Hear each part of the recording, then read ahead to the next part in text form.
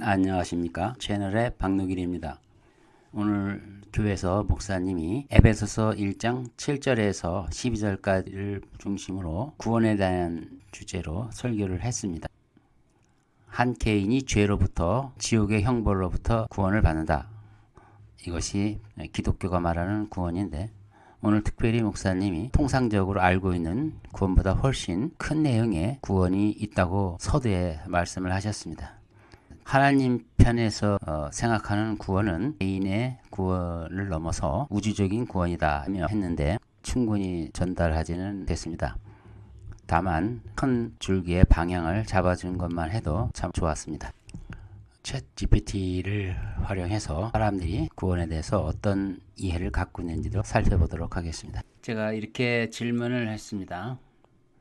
에베소서 1장 7절에서 12절까지 성경 본문을 참조해서 구원이란 무엇인가 말해봐라.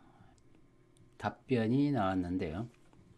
하나님이 우리에게 베푸신 은혜와 사랑의 선물이다. 성경에 나오는 이야기죠. 구원은 하나님의 사랑의 선물입니다. 맞습니다. 우리가 죄의 권세 아래 종노릇하고 있었는데 예수 그리스도의 피가 우리를 구하시고 영생을 선물로 받았다. 이렇게 나온 것입니다. 영생이라고 하면 이 세상의 삶은 영원한 삶이 아니니까 영원히 살 수 있는 나라, 천국에서 살 권리를 얻게 되었다.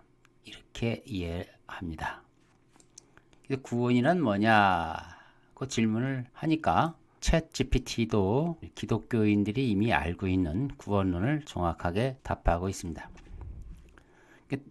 챗봇은 인간들이 글로 표현했던 것, 그 빅데이터들을 확보해서 보편타당한 내용을 AI 기법을 통해서 대답을 해주는 거거든요. 그래서 이 글을 우리가 살펴본다는 것은 그리스도인들의 평균적인 내용을 답해주는 것입니다.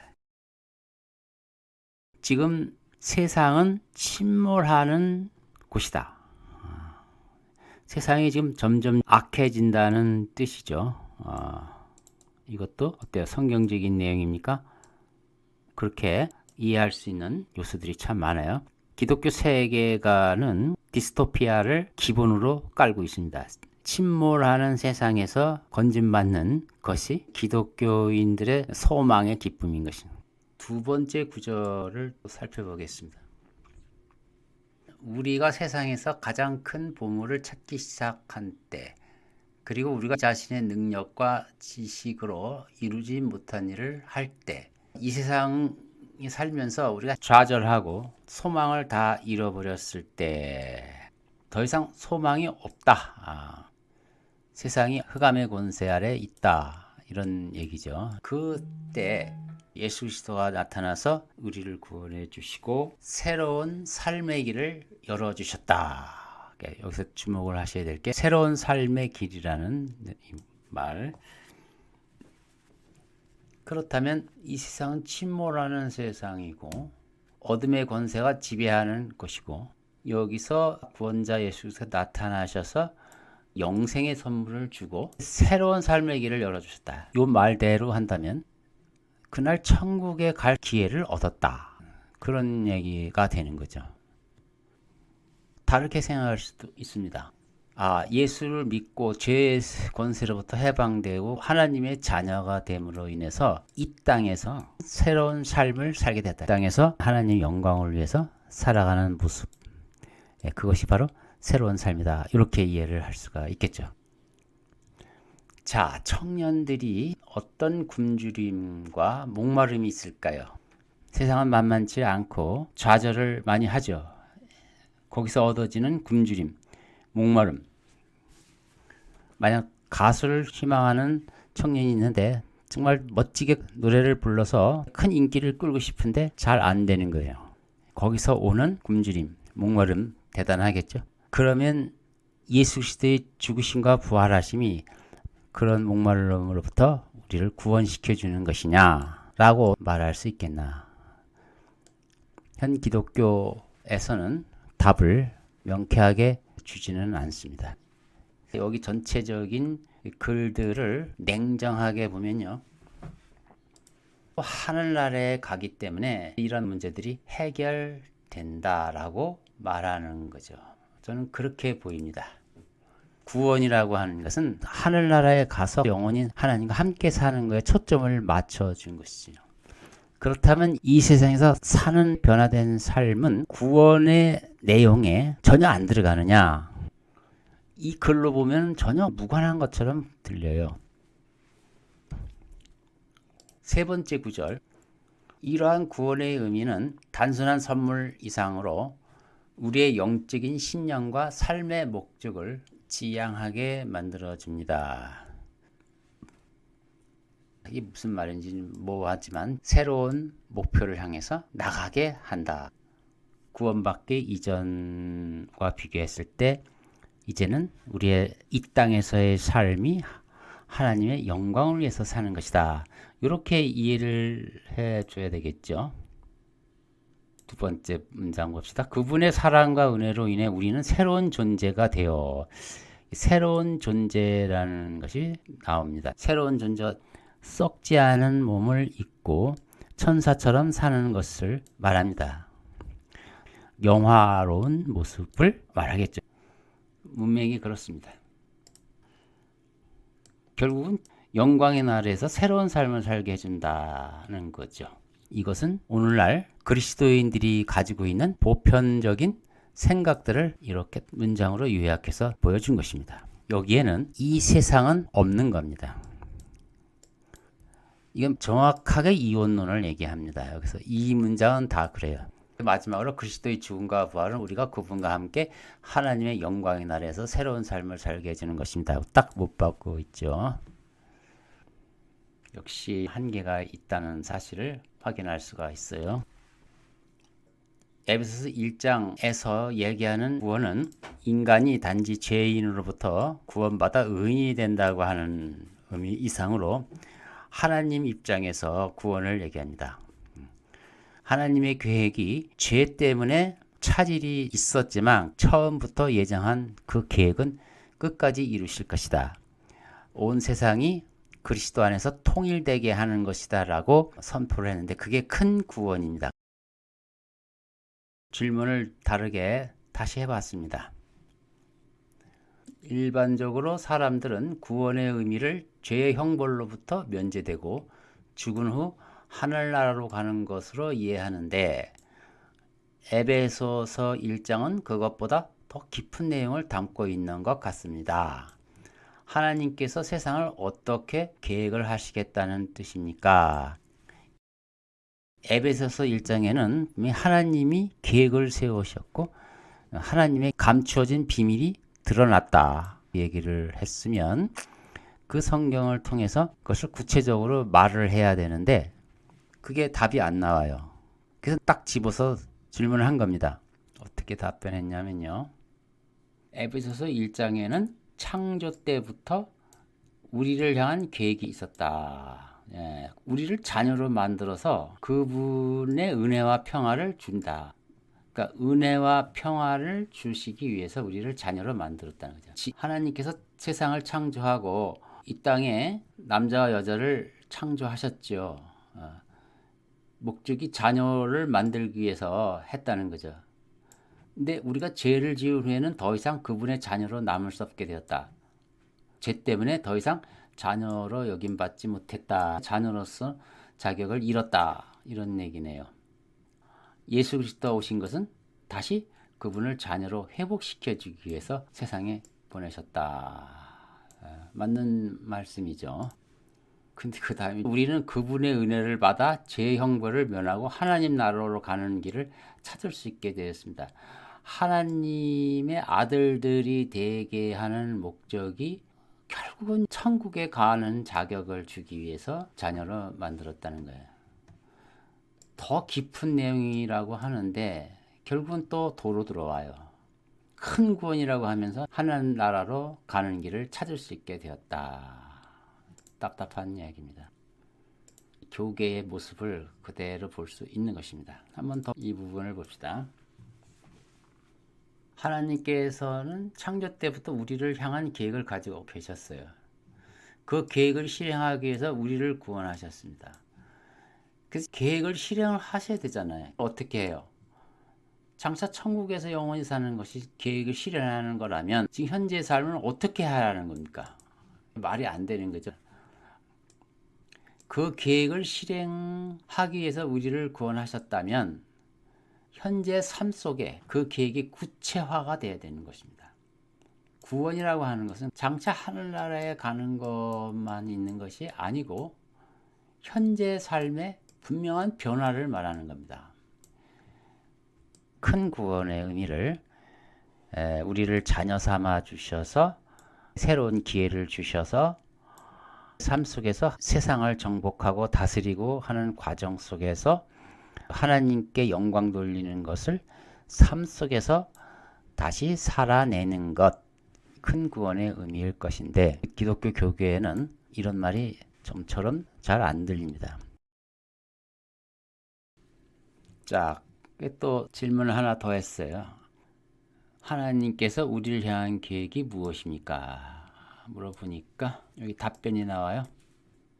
정말 막연한 얘기입니다. 이미 우리 앞길을 계획하셨고 우리가 겪는 모든 일을 통해 우리를 더 나은 방향으로 이끌어 주실 것입니다.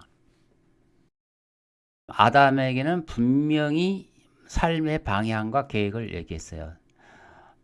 생육하고 번성하라. 땅을 정복하고 다스려라. 그것이 실패해가지고 둘째 아담이신 예수 그리스도께서 오셔서 다시 우리에게 새로운 계획을 주셨는데 뜻이 하늘에서 이룬 것처럼 땅에도 이루어지는 그 계획이 무엇입니까? 라고 물어보면 구체적이지는 않아도 어떻게 살아가야 된다라고 말을 해야 되는데 그게 너무 모호해요. 그냥 살아라는 거죠, 이 땅에서. 하나님이 우리를 나은 방향으로 이끌어 주신다. 협력하여 선을 이루실 것이다. 이런 이야기밖에 안 되네요. 두려워하지 말라. 하나님이 이미 우리 앞길을 계획하셨다. 겪는 모든 일을 통해서 우리를 더 나은 방향으로 이끌어 주실 것이다. 예수님처럼 착한 행실을 본받고 하나님 뜻대로 살아갈 수 있는 것이다. 이렇게 말합니다. 하나님 계획을 이해하려고 물어봤는데 답변이 없고요. 그 계획대로 살아가는 것이 우리의 큰 축복이 될 것이다. 좀 답답합니다. 네 번째 질문은 그렇다면 왜 여전히 세상은 어두워질까요? 이런 것도 하나님의 계획 안에 있는 것입니까? 어떻게 답변하나 봅시다.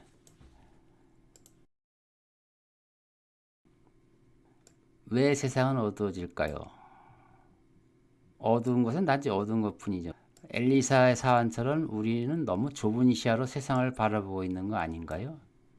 이 세상은 겉으로 보기에는 어둠이 지배하는 것 같아서 사실은 밝은 빛도 비친다. 이거 답이 되는 것 같네요. 엘리사가 말한 것처럼 두려워하지 말라고요. 그들의 편에 있는 사람보다는 우리 편에 있는 사람이 더 크니까요. 우리는 자신이 가진 빛으로 하나님이 계획 안에 있는 일을 찾아 나서면서 세상을 밝게 비추는 존재가 될 수 있습니다. 조금 원하는 방향으로 답을 해주고 있죠. 우리 자신이 가진 빛으로 예수 그리스도의 빛이죠. 내 마음속에 있는 예수 그리스도의 그 복음의 광채, 이것이 하나님의 계획 안에 있는 일을 찾아 나서는 것. 그래서 세상을 밝게 비치는 존재가 되는 거예요. 답변이 여기서 나오는 것 같는데 유도 질문을 하니까 이런 말이 나오네요. 실패를 부정하지 않고 그 속에서 교훈을 얻으며 성장하는 것처럼 어둠 속에서 빛을 발견하고 그것을 향해 나가는 것도 인생의 중요한 일 중 하나입니다. 이런 것들이 하나님의 계획 안에 있을지는 모르지만 우리가 겪는 모든 일에 감사하며 그 안에 담긴 뜻을 찾아보는 삶을 살아갈 수 있지 않을까요? 흥미로운 답변입니다. 여기에 듣고 싶은 말 중 몇 가지 말이 있네요. 이 세상은 절망인 것처럼 보이지만 하나님의 눈으로 바라봤을 때는 만물이 그리스도 안에서 하나로 통일되어 가고 있는 것이다 라고 저는 재해석해 보고 싶습니다. 그러므로 너무 두려워하지 말고 절망하지 말라. 근데 많은 사람들은 아예 세상에서의 그런 희망을 버리죠. 그냥 천국에서나 그거 소망은 얻을 수 있으니까 이 세상은 적당히 살다가 가면 된다 라고 사람들이 생각을 합니다.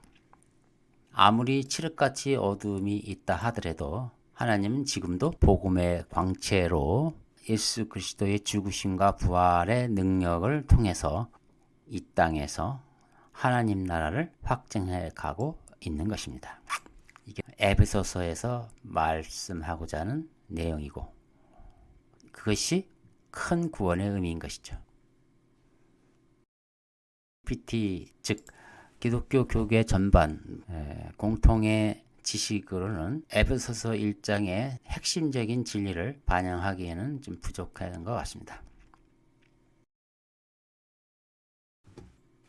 다섯 번째 질문을 했습니다. 어떤 사람은 세상은 점점 어두워져 갈 것이니까 큰 기대를 하지 말고 예수 그리스도의 재림을 소망하면서 영적인 일에 집중하라고 합니다. 여기에 대해서 어떻게 생각합니까? 라고 질문을 했더니 이렇게 답변을 해줍니다. 세상이 점점 어두워지는 것은 끝이 아닙니다. 인간의 가능성은 끝없이 확장됩니다. 어두운 상황에서도 반드시 희망을 품어야 합니다. 기대를 버리지 말라고 한 것처럼 기대를 가지고 우리의 행동이 결정되듯이 어둠 속에서 광명을 바라봐야 합니다. 성경의 예수 그리스도의 재림은 그러한 희망을 줍니다. 우리는 살아가면서 사랑을 나누고 도움이 필요한 이들에게 도움을 손길을 내밀며 영적인 일에 집중해야 합니다. 그렇죠. 예수 그리스도의 재림만 소망하고 이 땅은 적당히 살겠다 하는 것은 소극적인 삶이지만 재림을 고대하는 사람들은 이 땅에서 하나님의 사랑을 나누고 도움이 필요한 이들에게 도움의 손길을 내밀며 영적인 일에 집중해야 된다. 영적인 일이 뭐고 육적인 일이 뭔가. 이게 이원론적 말이네. 이건 좀 빼고 싶어요. 자, 그 다음에 네 번째 구절을 봅시다. 더 이상 죄에 물들지 않는다면 그것은 변화의 시작이다. 좋은 말인 것 같습니다. 우리의 작은 행동이 세상을 바꿀 수 있습니다. 이것도 제가 마음에 드는 말이네요. 게임 회사 게임즈의 대사처럼 기대를 가지고 있으면 복이 찾아올 것입니다. 그러므로 어둠과 고통 속에서도 항상 희망과 사랑을 가지고 우리의 작은 행동으로 세상을 조금씩 변화시켜 나가야 합니다. 이런 훌륭한 답변이 나올 줄은 몰랐네요. 유도 질문을 하니까 이런 답변이 나오네요. 하나님이 계획 안에 있는 일을 찾아 나서라. 질문을 더 했습니다. 성경에 나오는 큰 구원에 대하여 신학자 톰 라이트는 많은 의견을 내놓았습니다. 톰 라이트의 구원관을 요약해 주시고 오늘 토론의 주제와 연결지어 정리해 주십시오. 질문을 했더니 답변이 나왔습니다. 톰 라이트의 구원의 개념 매우 논란이 있다. 그는 구원의 의미를 물리적인 고통과 복음적인 사랑의 경쟁으로 설명해요. 좀 어려운 말이네. 즉 구원이란 하나님과 악의 세력 사이에서 벌어지는 대결에서 우리가 이기는 것으로 본다. 어려운 말일 수가 있는데 제가 톰 라이트 책을 여러 번 읽었거든요. 그분은 아담에게 주셨던 소명을 예수 그리스도를 만난 자들에게 다시 주었다 이렇게 주장을 합니다. 아담이 못다한 그 소명을 받아서 다시 시작하는 것이 그리스도인이라고 했습니다. 그래서 그리스도인의 삶은 구약의 여호수아가 가나안 땅을 정복하는 모습, 즉 새로운 출애굽으로 봤습니다. 그러니까 영적 전쟁이죠. 예수 그리스도가 당신의 나라를 되찾았고 세상 권세자들을 폐해하셨고 그들은 합법적으로 세상을 지배하는 것이 아니고 자격이 없는 자가 지금 지배하고 있는 것인데 그것을 하나님의 자녀인 예수 그리스도의 군사, 즉 그리스도인들이 되찾아오는 것이다. 이렇게 말하는 것입니다. 물리적인 전쟁을 치르라는 건가? 이렇게 오해하시면 안 되고, 그런 영적인 전쟁을 예수 그리스도의 십자가와 부활을 통해서 하나님 나라가 이 땅에 확장되어 나가는 것, 세상 권세자가 그걸 방해하는 것, 이 두 세력과의 전쟁으로 보는 것입니다. 바로 그런 얘기를 하는 것 같습니다. 그래서 성경에서 언급하는 큰 구원은 하나님과 악의 세력 사이에서 우리가 이기는 것이라고 말합니다. 하지만 이것만으로 구원 개념을 완전히 이해하는 것은 아닙니다. 구원은 그 자체로 매우 복잡하고 신앙적인 경험에 따라 다양한 해석이 가능합니다. 따라서 오늘 토론에서는 구원관을 바탕으로 다양한 의견을 나누는 것도 좋을 것 같습니다. 언제나 그렇듯이 이 세상에서 우리가 마주하는 어려움과 위기는 하나님의 권능과 사랑을 통해 극복할 수 있습니다. 그리고 성경에서 언급하는 큰 구원이란 바로 이런 마음에서 시작되는 것이 아닐까 생각합니다. 마음에 드는 답변이네요. 마지막으로 톰 라이트의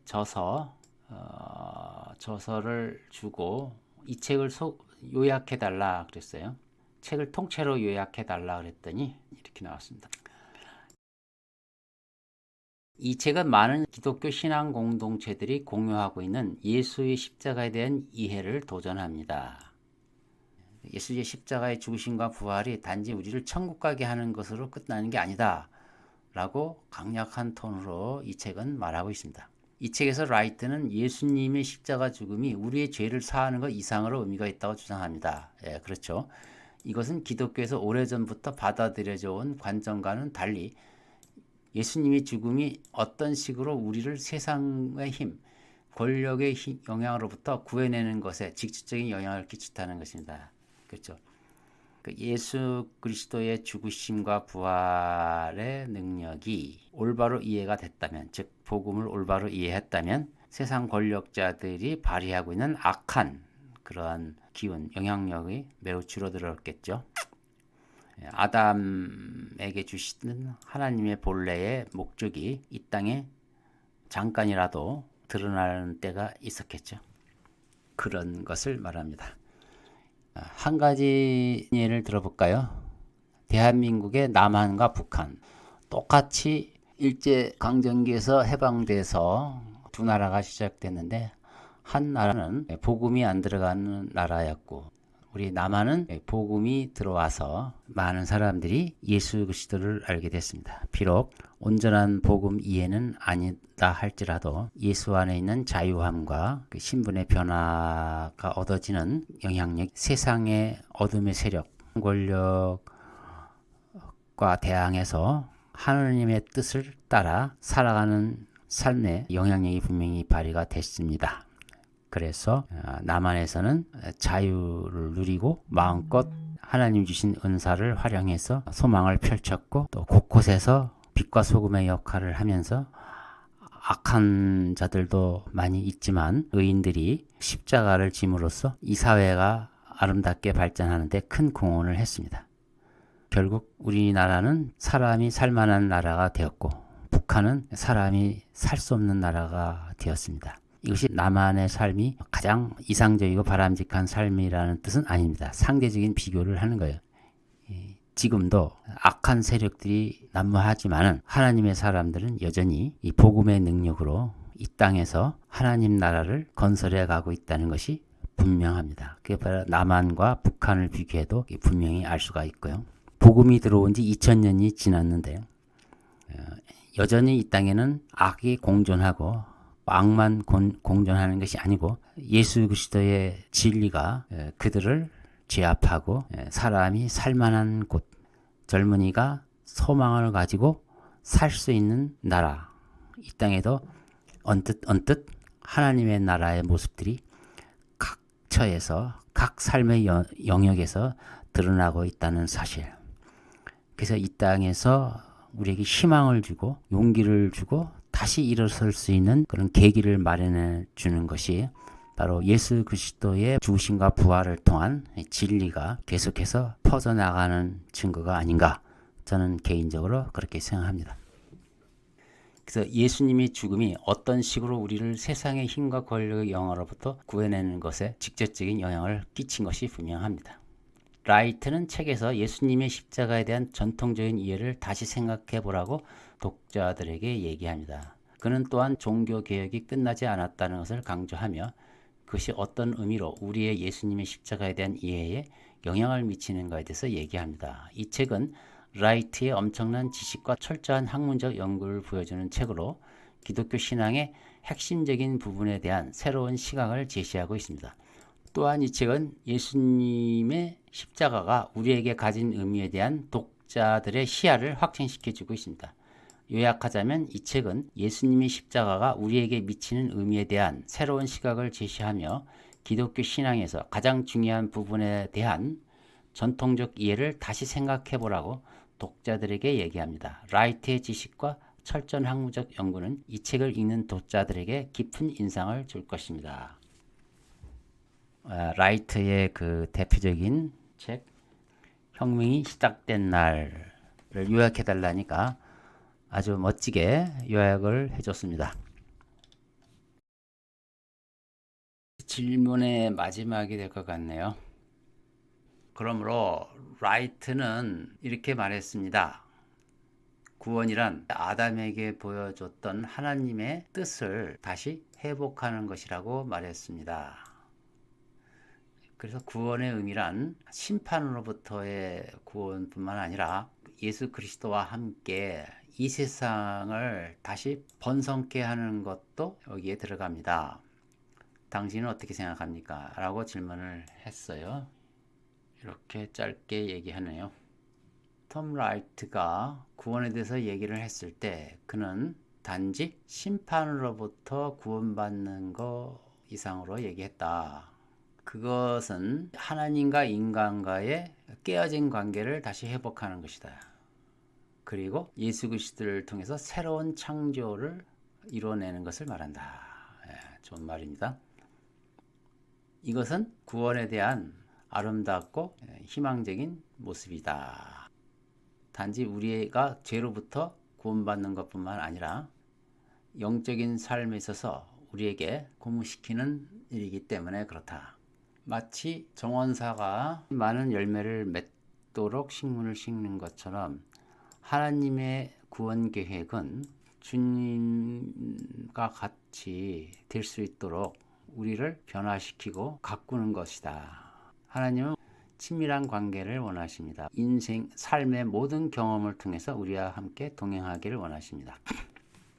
우리가 구원을 선물로 취했을 때 하나님의 영광을 얻게 된 것이고 그의 자비를 얻은 게 된 것입니다. 그러나 우리가 우리의 죄의 깊이를 이해할 때 그리고 하나님의 우리를 향한 사랑의 크기를 이해했을 때 우리는 그의 구원의 아름다움에 감사할 수가 있습니다. 요약하자면 라이트의 구원의 관점은 심판으로부터 해방하는 것 이상의 내용입니다. 그것은 모든 것을 회복하고 하나님과 인간의 완전한 화해를 의미하는 것입니다. 라이트 사상을 잘 요약해 줬네요. 오늘 이 정도까지 하겠습니다.